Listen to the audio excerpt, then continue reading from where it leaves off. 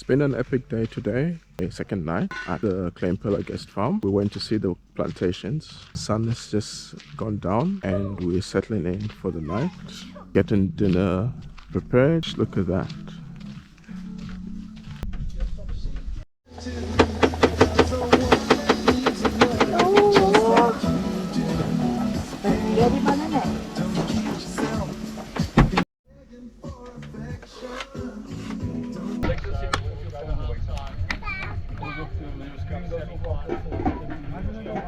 I've got these ones. Places where we go to, they might have the smaller ones, so I just have the adapter in case. Yeah.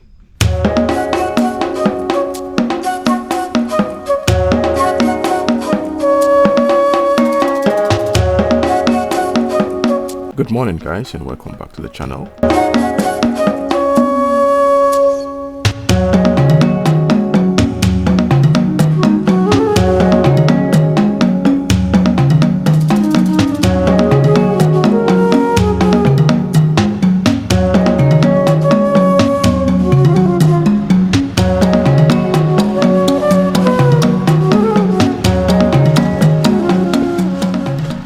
This is actually on.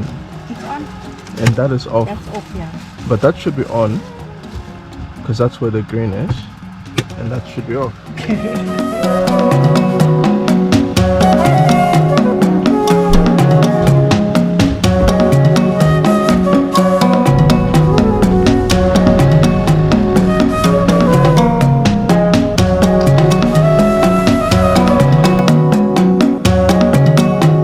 Okay, so we're out of camp, just like we were never here.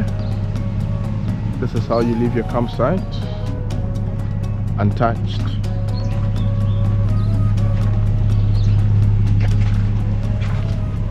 So from here we're heading to Sampie's. I didn't think about. This must stay in the fridge, right? What about heat? Yeah, heat, because we're going to have a lot of heat. You can actually come on this trail any time of the year. There aren't necessarily specific times that you should or should not be here. There are some seasons where it's quite hot. If you want to avoid the heat though, you would have to travel here between March and July. If you want to experience the trail in all its glory, then the best time to come would be during the flower season, around August and September. Between November and February, the temperatures can be extremely high. So for those that are not good with hot weather, you might want to avoid coming here during that time. So why did we choose to do this trip in April? We usually have a trip to the west coast around the early part of May, and we also have a trip during the flower season around August, both of which are in the Northern Cape. And so we decided to do this trip, which has been on our bucket list for a while, and the best possible time that we could fit most people that wanted to go on this trip within our group was April. We're approaching Witbank and you can see the Orange River in the distance there. You can see how the banks of the Orange River, the vegetation just changes, just picks up, just becomes green compared to where we are right now, which is a bit more arid.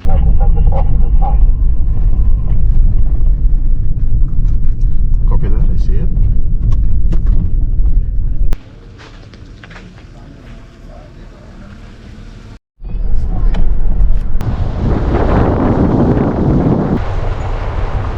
So there's a tack shop. Could probably get a few supplies. Today's Tuesday. And there's nobody there. But it's closed. So just bear that in mind. Just bear that in mind that things don't necessarily work the way that you would expect them to around the side of the country. So be prepared. Be prepared. So yeah, we can take it. So we're heading out of Witbank now. Slower.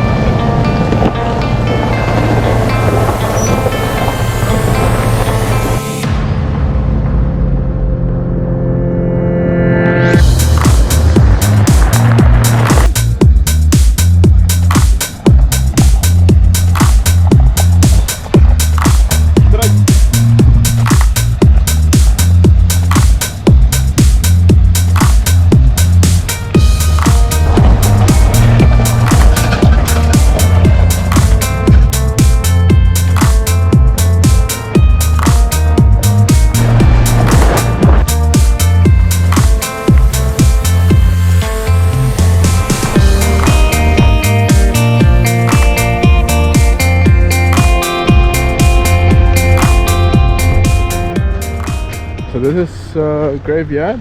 We are just assuming that that used to be an old church. Not necessarily marked, definitely is a graveyard.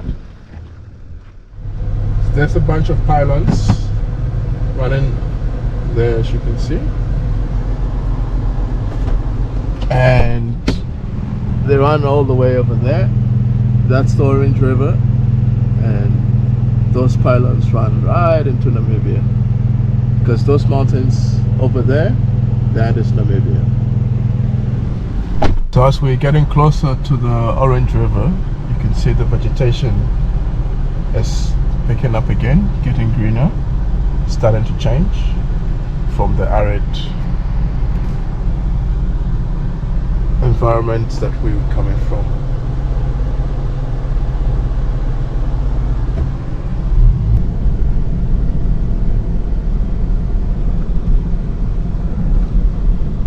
Okay, I'm guessing the trailers are trying to avoid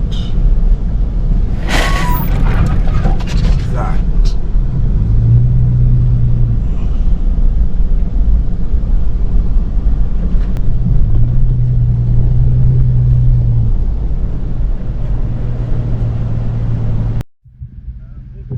How are you? Well, I'm good, and thank you. Good. What are you making? Is that chicken? Chicken. Oh, nice. Potatoes. And Chicken onion. potatoes. Okay. This is interesting. It's like a real bush fire, huh? Nice.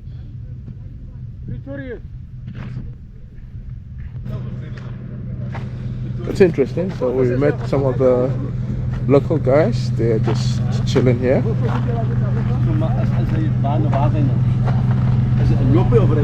Yeah, it's stop. The guy that's cleaning the track. Yeah. For Namakwa, he's also here, but Oh, okay, cool. so I'm So gonna stop. who's I'm gonna gonna know? stop him. Yeah. Yeah.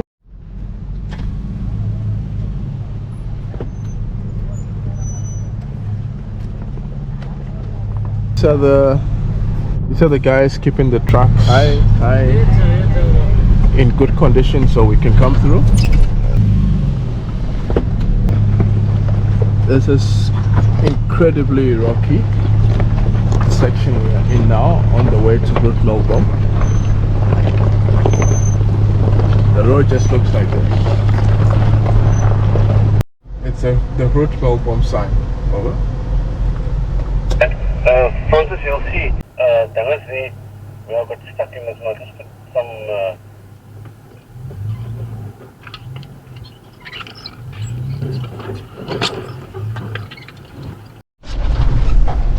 Another thing to bear in mind is time. These campsites are not that far from each other if you're just looking at it purely from distance. But the terrain means that, you know, something that might be 3 hours away, 1 hour away, 40 minutes, 20 minutes away, can easily become 2 or 3 hours. We left camp at 8 o'clock this morning. We initially wanted to leave at 7, but we ended up rolling out at 8. It's 1 p.m., 5 minutes past 1 right now on Tuesday. And we are only getting to Groot Melkboom now. Obviously, we've made a few stops along the way, taking some pictures and the like, but it's also because we are traveling in a convoy of 4 vehicles, 2 of which have got trailers, and so the terrain gets a bit more challenging if you carry a trailer.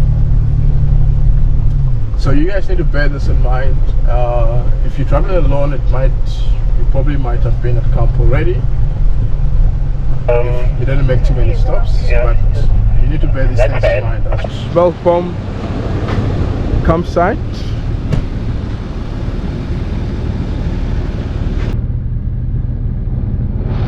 And down there is the Orange River. So we're gonna go check it out. We're not gonna stay here tonight. Just gonna check it out. There's Michael. Hello, Michael. How are you, Michael? How are you, Michael? Exactly yours. Look at this view, Francis. Wow, that's stunning, eh? That is really stunning. And Sampie has nice zone right next to the Die Groot river. Melkboom was one of the stops that we were all looking forward to, and it was great to finally be here. We just had a few problems with the sand, which we were just about to find out. Ralton led the way towards the edge of the river, Yeah, for the edge of the trailer. and soon he started to lose traction. Can you go around us and see if you can help pull Uncle Ralton out? Chris, who was following Ralton in the Fortuner, realizing that Ralton was slowing down, decided to stop, reverse a bit to allow Ralton to reverse a bit as well. And if that doesn't work, you can pull Wayne out. in the Discovery, towing the Conqueror, who was also following Chris, started to lose traction. At this point, I am at the back and I'm thinking, well, we all have great tire pressures, so we should be fine. So I then started to move off the track to assess what was up. I sailed through the sand without any issues, and so I decided, okay, down to the river, set up a quick lunch spot for us. I was hoping this would actually buy us time, but as you're about to find out, we never used it, and the vehicles with the heavy trailers did not actually stand a chance. Chris in the Fortuner also sailed through the sand with no problems and came towards the river where I was. At this point, the awning was out and the lunch station was basically set up, and we headed out to go help the trailers that were stuck. I went to the FJ with the Nkulu and Chris went to the Discovery with the Conqueror. After a couple attempts with the Max trucks, we realized we were going to need the two vehicles that didn't have trailers to assist in the recoveries. As a result, we had to abandon our lunch spot and forget about lunch because it was not going to happen. This was about an hour and a half after we had been stuck. While we were still recovering, Yaku from Johannesburg, who was also a visitor on the trail, offered to help us with his Land Cruiser. One of the important aspects on the trail is to have somebody that takes charge when there's a problem, and in this case we failed to do that.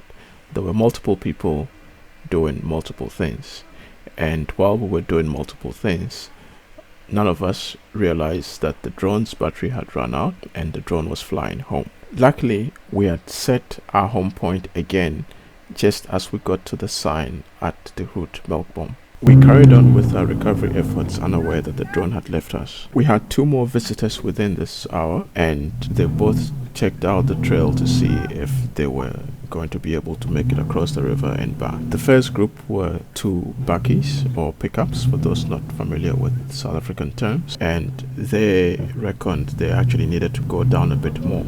They came to chat to us and find out what our tire pressures were, and they decided they were going to go down to about 0.8. After they were done deflating, they also assessed the situation and decided they were not going to follow the same line that we had taken. They were going to make a new line right across through a section that seemed a bit harder across the surface of the sand.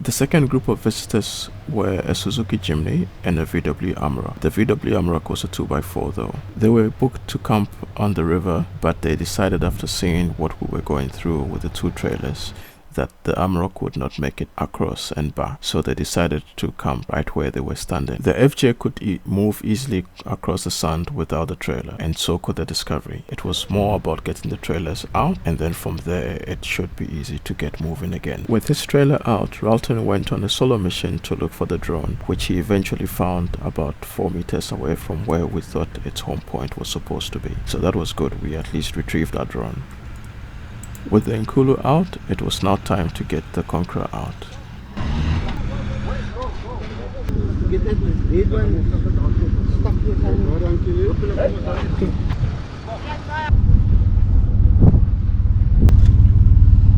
Our initial approach with the Conqueror was to just attach it like we did with the Nkulu 2, and then I can just pull it out, but that seemed, or rather proved to be quite difficult. The Conqueror was still heavily bogged down after a fair bit of Let me start moving and using then you can snatch jump in. ropes and Max trucks to try and get it out. Okay, we tried a snatch recovery, it didn't work. We're gonna try now with the winch.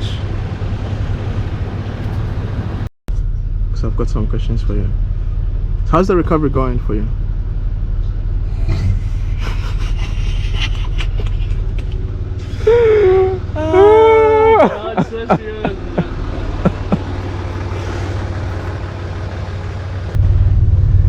There's some excitement for the off the beaten track guys. They're definitely going to enjoy this one. The sand is just extremely soft on this section, so even though I got the Nkulu 2 out for the FJ, I'm bogging down here because the sand is too soft. I'm not getting the momentum that I need to start pulling the concrete.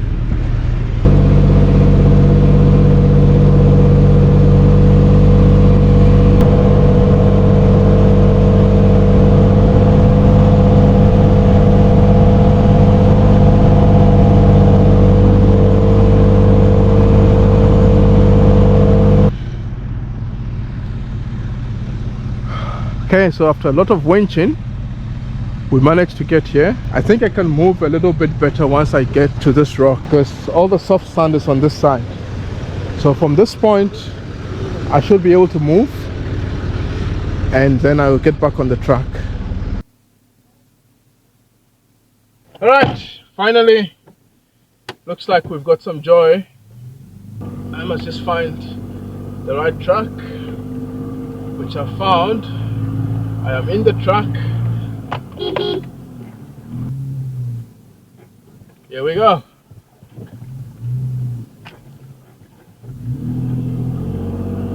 Woohoo!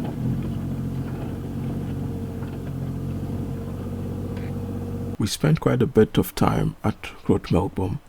Not necessarily the way we wanted to spend our time there, but it was memorable nonetheless. We had the trailers out and we were on our way towards Kampie, which was going to be our campsite for the night. We had lost quite a bit of time and we had to make sure that we got there, tried to make sure that we got there before the sunset. We were all quite exhausted and couldn't wait to get to our campsite, Kampie, where we were thinking of just relaxing by the river, on the grass, getting some quick food out and just taking it easy for the night. The Discovery had suffered a shock loss. The spring was still intact on the rear wheel on the driver's side, but the shock was loose, and as a result I towed the Conqueror for the rest of the way. As we enjoyed driving through the mountains, enjoying the landscape with the sun setting, we approached Kampie. We were in for one more surprise for the day. The road to Kampie was inaccessible. It seemed as though it was underwater, which we would find out the following day it was. During our booking process, we were assured that it was not underwater. So for tonight, we had to make camp somewhere else. We found a hill not too far off, and we found 2 fire pits, or rather makeshift fire pits, which gave us the indication that other people had basically been through the same thing, wanting to get to Kampie, booking for it, and then coming over to find that it was inaccessible and it was underwater. For now though, it will have to do, as we were all tired and we were in need of some much needed rest. If you like this episode, please don't forget to like and subscribe and join us on the next episode. Cheers.